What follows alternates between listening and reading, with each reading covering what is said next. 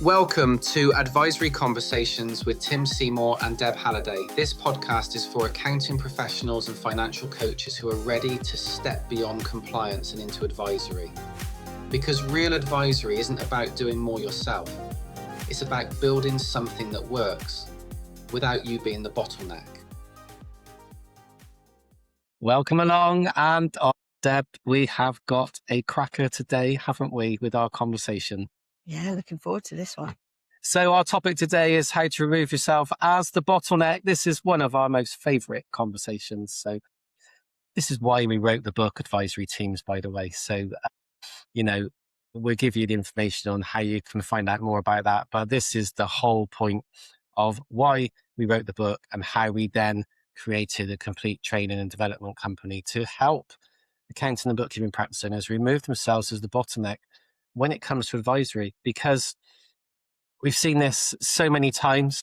We've been in the bottleneck ourselves, and then in running the membership for the last over 4 years, where I guided accounting and bookkeeping practice owners to deliver a high value, high performing advisory service, we kept hitting a ceiling with our members because they would only take on so many clients to deliver advisory to, because their time was a problem.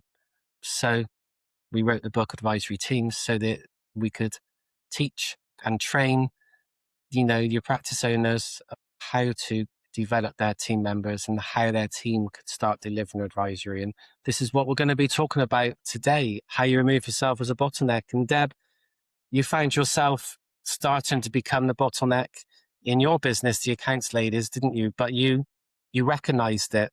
A lot of people will recognize it but not take action, but you didn't stop at recognizing it. You took action. So do you want to share a little bit about what you did? Yeah, sure. So I had been a solo bookkeeper for 10 or so years, where I did everything myself, just compliance work. And then when I decided to introduce advisory, I wound down my business completely and I decided to rebuild. But I realized that I needed to earn an income really, really quickly. And I didn't want to do the delivery anymore. So I built it by building a team. And I concentrated on sales, marketing, and onboarding the clients.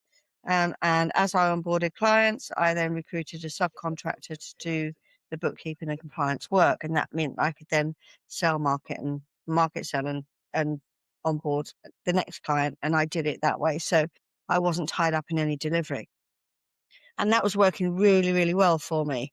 And it meant that I could take on more clients without getting to capacity myself. So when I started to take on advisory, I was doing the advisory part of it. I realized very quickly that I'd swapped bookkeeping for advisory, and I needed to be the business owner. I needed to be running the business. And not only that, I still need to be marketing, selling and onboarding clients. But my time was being consumed by advisory. Yes, it was a lot more money, but it was still my time for money.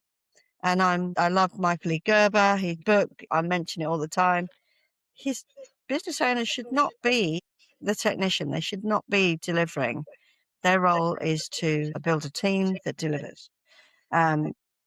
So I quickly realized that it was all landing in my lap, and I felt hesitant to offer advisory to other new clients. I was finding that I was hesitating within discovery calls, and I was swaying to changing my sales pitch because I didn't want to take on more and more business. And so I thought, okay, well, I want to still sell advisory. I enjoyed that aspect of the service, really helping the clients. And we positioned ourselves as that level of support, not just compliance. So I kind of just thought, well, what do I do? And I thought, well, I'll do exactly the same as what I've done with bookkeeping. I'll outsource. I'll find somebody. But it's all under the accounts ladies umbrella. So everybody had an accounts ladies email. they were an accounts lady. And so I outsourced to a fellow business financial coach who didn't really like sales and marketing. She didn't really like sales and marketing. So we were a great match because I that's what I do. I've always done sales and marketing. So I outsourced to her. And to start with, I was a little bit worried that moving the clients that I'd been dealing with, the handful of clients that I had been dealing with, over to her, that they would be resentful or felt as if I was maybe palming them off, or because we'd established a good relationship. But I needn't have worried because they loved her. She was fantastic. And not only that, she was able to deliver more because she didn't have a bookkeeping business to run. Yeah. So she had far more capacity than I did, being the business owner, I mean, if you think about it, I'm running my own business, trying to develop my own business. How many other businesses can you try and develop and make successful? Just headspace and emotional wise, it's a strain, especially if these other businesses are not doing very well and they're paying you to help them sort out problems. Yeah. So that worked really, really well. But I realized that she would get to capacity. Also, it was quite a cost to us as a business. So there wasn't much margin in that service anymore, but it was still well worth doing. I never regretted it. So it was well worth doing. But I kind of thought, well, let's to expand the services and be able to serve more clients. The next level would be to train the team. So I started to train the team, and first of all, I trained them on a cash management system that we knew, and they got proficient and confident in that. And then once they'd learned that, it moved on to expenses exercise, making sure the costs are optimal, and then any debt management. Snowball debt is what we concentrated on initially. They were our core advisory services that we offered within our team. Then they progressed to owner's pay and pricing, etc. But they were the core three that we started off. And once they got confident and experienced in those, they were ready to take on any. They really enjoyed that aspect of it. And naturally the conversations grew with the clients, and they just moved on to other strategies. So that's how I tackled being the bottleneck. And then we started to put it online, so they had a process to follow, and it meant that anybody could jump in. So if a subcontractor or a team member was absent for whatever reason, another person could jump in because it was all systemized. And they knew the same strategies. I taught them all the same way. So that's how I managed it. And amazingly well as well, I might add. But for a lot of practice owners, they've built their business up from nothing, as we all have, and they've got long-standing clients that have only ever dealt with them. So they've got like these legacy clients. Then they've got new clients coming, and perhaps the compliance is being delivered by members of the team. But when it comes to asking for help, support, advice, the client will naturally want the person who runs the business to help them. And, that tends to be a feeling that we get from our clients. But I want to talk, for me, I want to talk to Tim. It's Tim I want to talk to. When I sold the business, I still had people contact me, and I used to say, I can't help you because I'm not running the business anymore. You need to, but they're not personable like you. So you, in a way, by being that type of person, you've created your own bottleneck in itself, haven't you? But it's difficult to train the clients then to not contact the business owner, the practice owner, who they've known as the head of the business all this time, and to start to then deal with the team. So how do you overcome that, Deb? How did you overcome that with your scenario? Positioning, really, because I think if the client trusts you to give them advice and suggestions, and they take that as valuable, and they don't necessarily question you, then they won't question you when you say that so and so is heading up that particular, or I'm leaving you in very good hands, because they're your team member. Yes, there's a certain amount of, well, I know you and you know my business.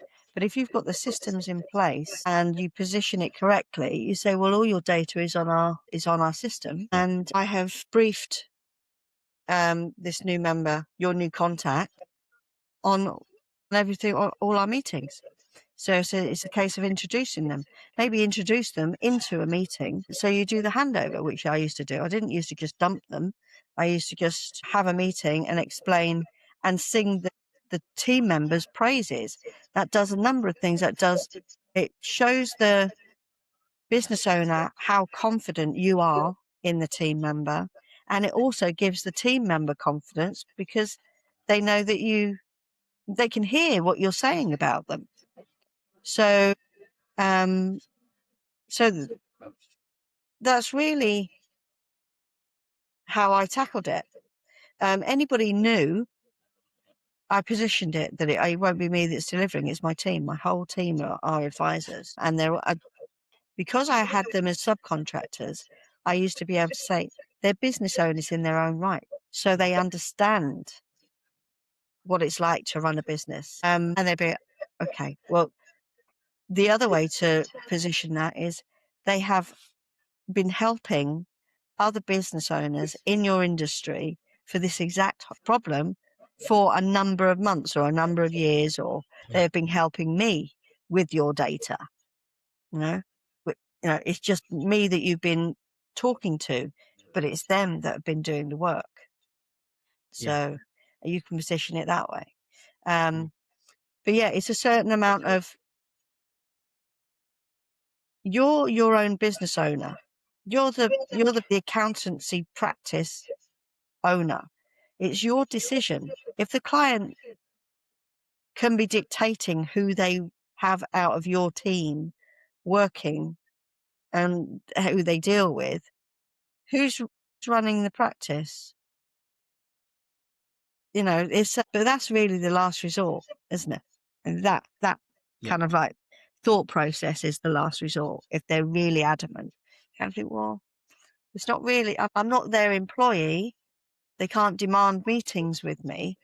If they want this service, then yes, they can have this service. They can have the success, but they can't really dictate that they have the meetings with me. Yeah, no, I totally agree. But a lot of businesses do depend on the owner and the person who's founded the business originally, because they've built their name up, they've been the go-to person, they train their team to go to them, which is a classic mistake. Because you want your team to replicate everything you've done, it becomes a thing where they have to come to you to make sure everything's working in the right way. They come to you asking questions, and if you're not careful, you've created a business that can't run without you at all. Because even your team won't make decisions because they feel like they have to ask you. So you have to change that dynamic, don't you? And it comes from allowing your team to make decisions, allowing them to make mistakes, because we all make mistakes. As a business owner, I made many mistakes that I would love to have not made. But if I hadn't have made them, I wouldn't have learned, and I wouldn't have developed, and I wouldn't have improved how I ran the business and what I'm doing even up till today. So making mistakes is part of development. We wouldn't expect people to keep making the same mistake time and time again, of course, but allowing your team to learn from making mistakes is one of the first steps to giving them that power to make decisions, and then the confidence to have a conversation with the client without feeling that they have to come to you all the time, because otherwise you're never going to get yourself out of that bottleneck, and you've just built this business that cannot run without you. which is why when you're on holiday, you get constantly asked questions, if not from clients, but from your team. And that's no good to anyone.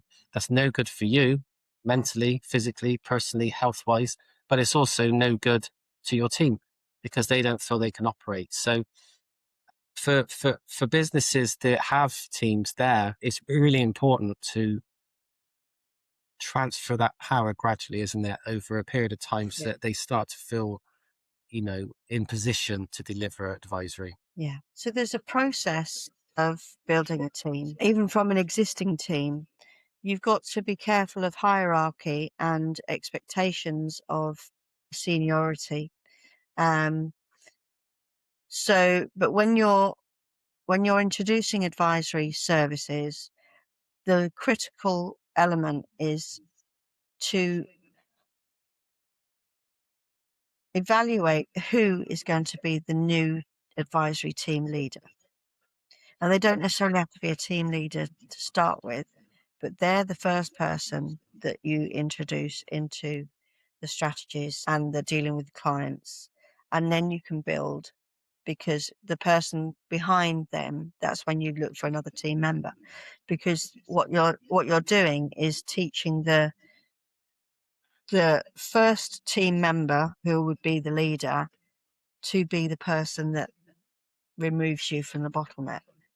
So you'll end up with a self-fulfilling firm, really, self-sustaining firm. And you can have as many advisory team members as you like, but what you can't really do is have anybody leapfrog over people that have been offering advisory, because, as we know, in any team, that generally doesn't work. You'll put somebody's nose out of joint. You may end up losing really good team members. So you've got to be, that's a critical point.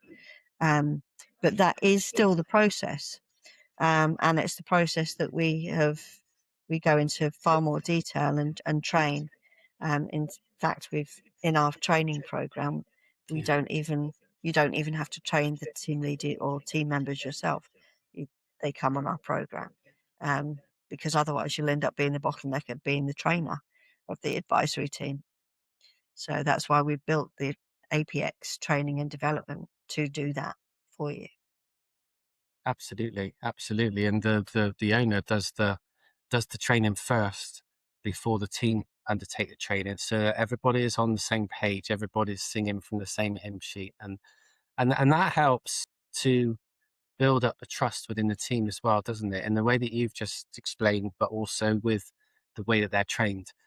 Because a team without trust is not going to be a successful team. It's going to be a team that doesn't collaborate.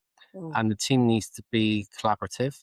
It needs to pool resources. It needs to share knowledge. It needs to share opinions, and that what they're seeing and what they're hearing, within the conversations with the client, and how they see, the best way forward for that client. And it might be that there's a group of people there that come up collectively with some really meaningful strategies for the client to achieve the outcomes. And at the end of the day, as we keep saying, and we've said on previous conversations, achieving the client outcomes has got to be our main objective. We need to move people from not making very much money at all to making a lot of money, or at least making the money that makes them comfortable and starts to turn their life around and achieve the dreams that they had when they started their business, because these things are possible, but they need support. And if their support only comes from one person, and that one person is not around for a sustained period of time, then the support's just fallen off a cliff. And who can then step into the shoes of the owner if they've not felt empowered to be able to do so previously? So the team has to be built in the background. And there needs to be an element of freedom that they can follow a pathway to guide the client towards. And that comes from structure. And again, Deb, you mentioned our training programs, but a lot of those structures are shared within the program of how they can work together and how they can build some leadership from within the team, but also how they can collaborate and work together to create the desired outcomes. And then, as we've said before, if you've got 5 people in a team, you've got 5 times the amount of clients you can serve. Mm-hmm. Because there's more input, there's more knowledge, there's more opportunity for sharing that knowledge with the clients. And so you can help more clients than what you can help if it's just you delivering on your own. So it's a complete no-brainer, really, isn't it, to build your advisory team? Yeah, it is. I mean, if you think all of our team for compliance are taught on the same system, same processes, to put together a set of accounts. So we do that the same with advisory. So it's vital that the business owner does the same training that their team are going to go through. And that's so that they can have confidence in their team members' capabilities and what they've been trained to do, what they haven't yet been trained to do. So they're not overextending their capabilities and they're undermining their confidence. But knowing that they will be trained on that at a certain stage when they get to a certain level. So it also helps with real world scenarios where if the team member has a question, every person, so the business owner, the team leader and the team member have all completed the same training. So they're all singing from the same songbook. And that way you can, if they all understand, they've developed the same skills, they can collaborate together because they understand the outcomes that are necessary and the processes to get there. And that goes for the financial strategies as well that we teach them, as well as the core skills to be a team member, to be a team leader, and to how to collaborate as a team. And that's the whole structure that we take them through. But yeah, everybody does the same training, so that they're on the same page. Yeah. And we deliver this through e-learning platforms, but also we are delivering workshops in September, from September onwards. That will be initially, with this first cohort, will be once a week, and the financial strategies will be monthly. So yeah, we're looking forward to that, and that will be in September. So you can find out more about that from our website on apxtraining.uk. So that's apxtraining.co.uk. And I just want to kind of highlight one other thing, really, Deb, is that we've often talked about in the past how an accountant and a bookkeeper decides to set up their own business because they can deliver accountancy and bookkeeping services. Highly skilled, gone through all the training, go and deliver that, get some customers, deliver. Great. We're not trained to be business owners, so we have to then learn all these other skills. We take on a team. We're not trained how to run a team. We're not trained how to employ people. We have to find all this out as we go along. And likewise, given the scenario we're talking about, removing yourself from the bottleneck, most people want to transform and create transformations as quickly as possible. So they want to move from A to B as fast as possible. We're not trained. We're not taught, to know how to train a team. Yeah. So why would you try and undertake that on your own without support? Mm-hmm. Because you're then creating an even bigger bottleneck for yourself, because you're not only trying to deliver advisory to clients, you're also trying to train someone from your team who you've probably randomly selected as the best person to do it. They might not actually have the right attributes to be the one delivering advisory. It might be that person might be great at finding the insights and identifying the patterns, but might not be the one to be sat in front of the client every time. So we set up APX training to solve that problem so that you can come straight to us, be trained yourself, then your team can come to us and be trained. And then your clients will get the quickest route to achieving their outcomes from your strategies and advisory sessions that we're going to teach you how to deliver. And we're going to teach you all the strategies you need as well to be able to deliver great advisory from you and your team, therefore removing you from the bottleneck. So I just wanted to share that.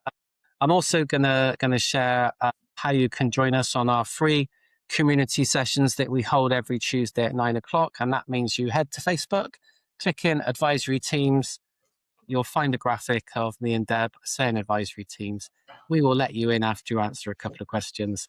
And then you will have access to our free training sessions that we hold every Tuesday at 9 o'clock. It's called Croissants and Coffee because there's a breakfast meeting in its own little community within itself. All the sessions are free.